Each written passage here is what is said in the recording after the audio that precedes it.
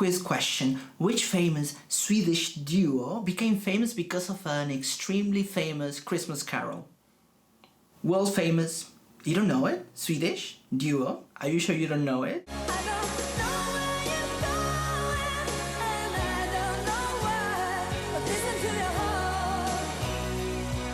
Roxette. What do you mean? Roxette? Christmas carol? Yes, Christmas carol. You know it, everybody knows it, but you don't know the story.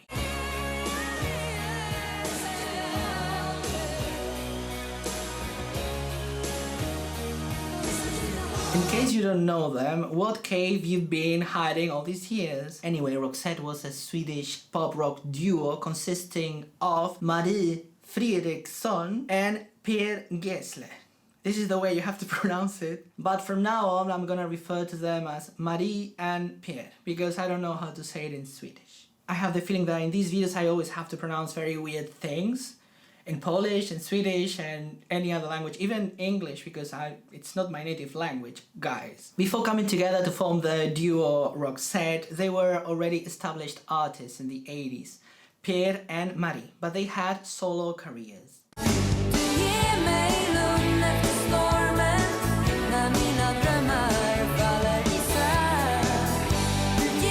She had been already releasing some solo albums that were kind of successful in Sweden, and he was the lead singer and songwriter of another band called Gyllene Tider.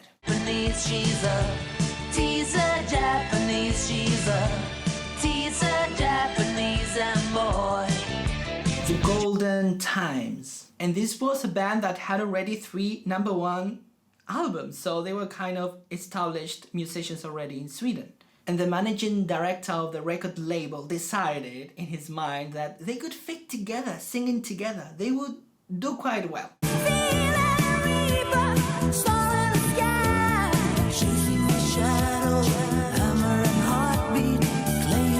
But I have to mention, the band still was called Gyllene Tider, okay? It wasn't Roxette. And in 1981, it was the first time that Marie sang with them. But it wasn't as a lead singer, as we are used to, but it was as a background vocalist for a Swedish language album that they released in 1982. The beginning, they were doing their own thing. Marie was preparing her first album called Het Wind, Hot Wind, but at the same time she performed background vocals for the band for the only English album that they released, called The Heartland Cafe. You came out to win, now you're bound to lose.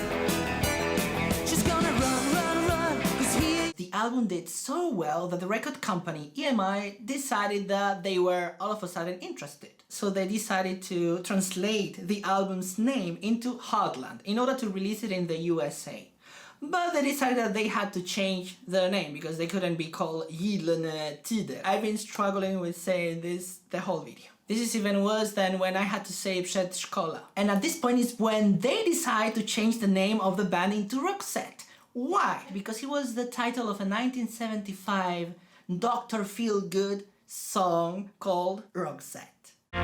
Roxette, I didn't need to sing you out. And now we're gonna start talking about Roxette, because they were already Roxette. Their director, the manager director, decided that maybe she should be the one singing. Hello guys, yes, she should be the one singing, being the lead vocalist. Maybe that would work. So Pete had been working on a pretty cool song called Svarta Glas in Swedish, that means black glasses, and translated it into English. And that became the first single in English from Roxette, Neverending Love.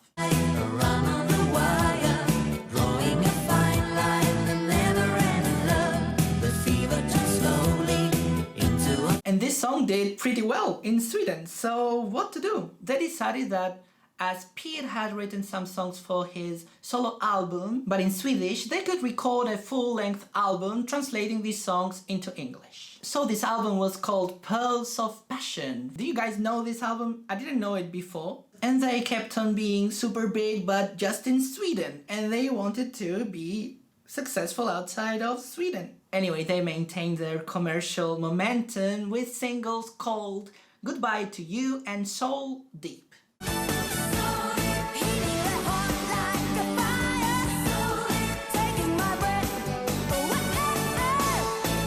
wasn't just Roxette at the beginning, because Marie was also working on her solo career, and she released her third album that is called Efter stormen, After the Storm. And after that is where we get into the juicy part, because Christmas were approaching, and they thought, what is better than releasing an intelligent Christmas song, because they sell very well. So they wrote a song that maybe sounds familiar to you, that it's called It Must Have Been Love. But it was a Christmas carol, guys. A Christmas song. And it's a whole Christmas day, a dream away. That was the Christmas carol I was referring to at the beginning of the video. Initially, actually, it was called It Must Have Been Love, Christmas for the Broken-Hearted. This holiday-themed song received some attention in Sweden while they were preparing the next album. So they released it, forgot about it, and continued working on their album because they thought, okay, a Christmas song. And this second album was called Look Sharp, and it was released in 1980.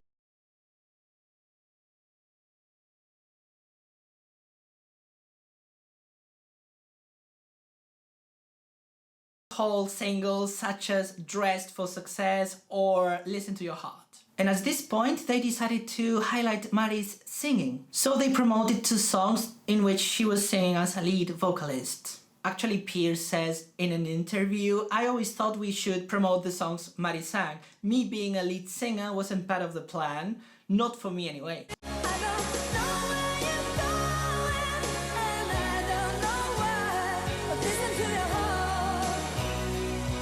And this album was really successful.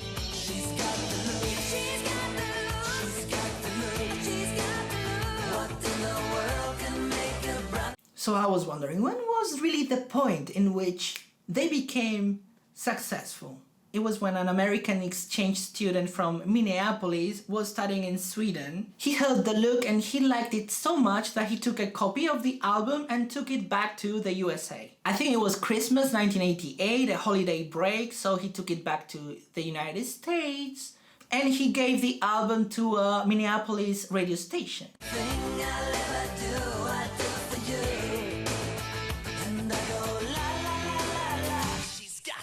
So the radio station started playing the song and everybody was calling, can you play the song? Please, I want this song. What is this song? Who are these?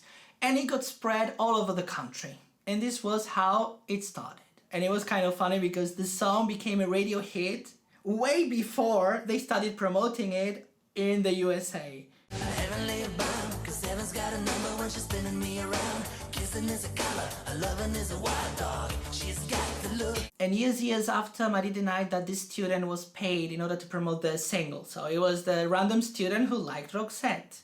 But let's continue with songs. A 4th single called Dangerous was released at the end of the year as a double A-side single with the song Listen to Your Heart in the UK. She's a little bit dangerous.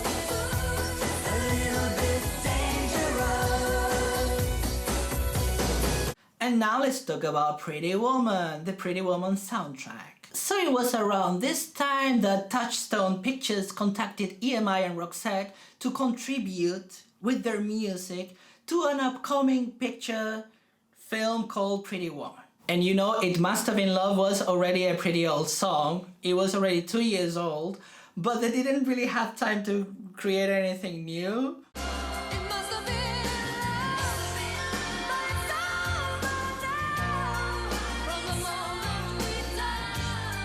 They had practically no time to compose and record a new song, so okay, let's take this one and just give it to them. So long story short, they turned it down. They didn't like it, so they asked for another song. But in and outside, I turn to water like a teardrop. And I understand it, guys, because at the beginning the song contained Christmas lyrics, so it was a Christmas carol. So after some time, the producers requested the song, but they had to change the lyrics. So they took the Christmas reference liner of the song and they reproduced it and added some instruments here and some percussion here, and they just like, boomba, they have the song. And it's a whole winter's day, a dream away. And after that, they continued with their career, they went on tour, and they released another album called Joyride from 1990. Anyway, the single Joyride was very well received, and it became the first #1 hit in Sweden.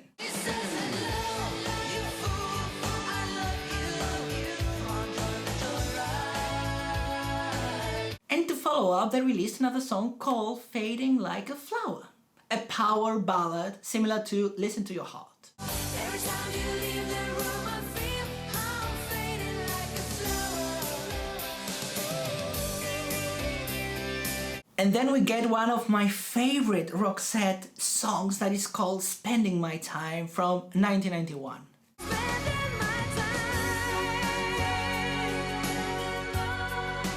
watching And some stupid trivia, in 1991 they were honored with their own postage stamp, along with Lena Philipsson and Jerry Williams.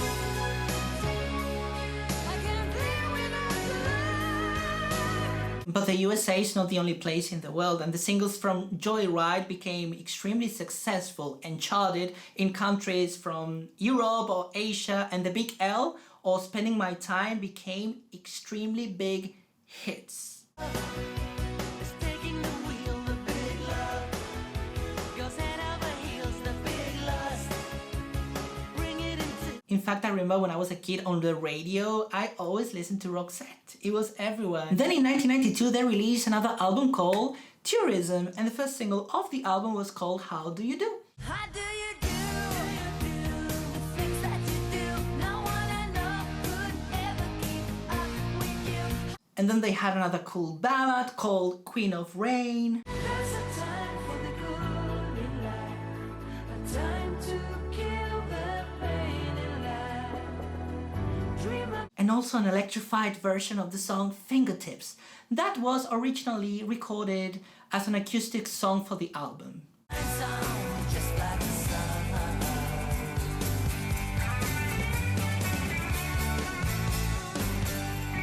The first single, How Do You Do, reached the top 5 in many European and South American countries.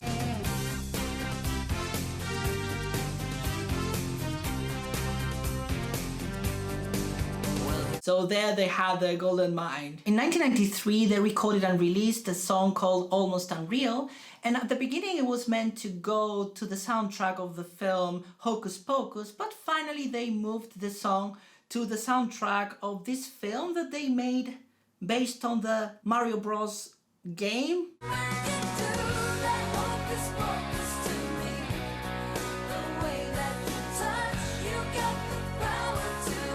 Then they changed their musical style in 1994, releasing the album Crash Boom Bang. Crash, boom, bang. I find a home, but then I hit the wall. Anyway guys, I'm completely sure that you know the first single from this album, Crash Boom Bang, and it's called Sleeping in My Car. Sleeping in my car, I will caress you.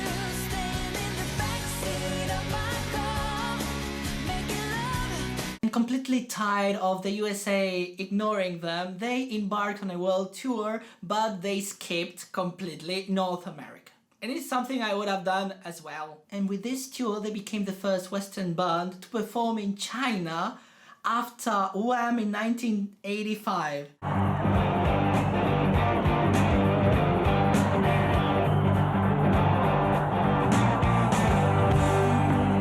And the procedure to get permission took almost a year, and they had to self-censor some of the lyrics of the songs. And then they took some sweet time, and Pierre reunited Gyllene Tider in 1996, and Marie was doing some of her things. She translated some of her songs into different languages. And it wasn't until 1998 when they reunited and they wrote some songs for the new album Have a Nice Day.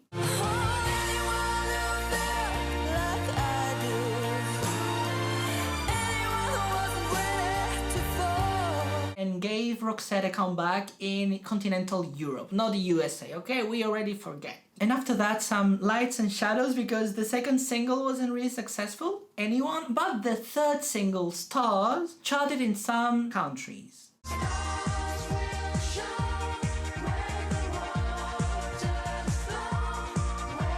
And now, unpopular opinion, because in 2001 they released an album called Room Service, and it's one of my favorite albums from Roxette. And it was the most successful since Joyride. Sweet as sweet can be. That's what I want and what I need. Why my favorite? First example, a song with attitude, Real Sugar from 2001. The second single brings me so many good memories and it has such sentimental value, the center of my heart. What am I gonna do when I get a little excited, a little into me? And it was in 2002 that tragedy started hitting Roxette. In 2002, Marie was hospitalized, suffering from a concussion because she fainted at home. And it was then when she was diagnosed with a brain tumor, which was later successfully removed in surgery, though. Although every cloud has its silver lining, it was during her recovery when she recorded her first ever English language album. Then they took a hiatus because of her illness, but I must mention some things.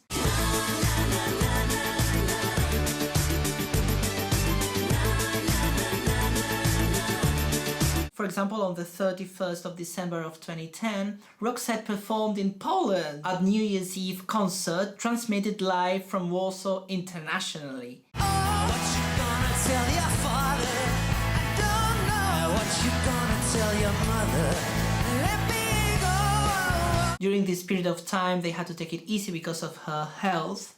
And I'm gonna move forward to 2016 when they released their last album called Good Karma. And it was preceded by the lead single called It Just Happens, It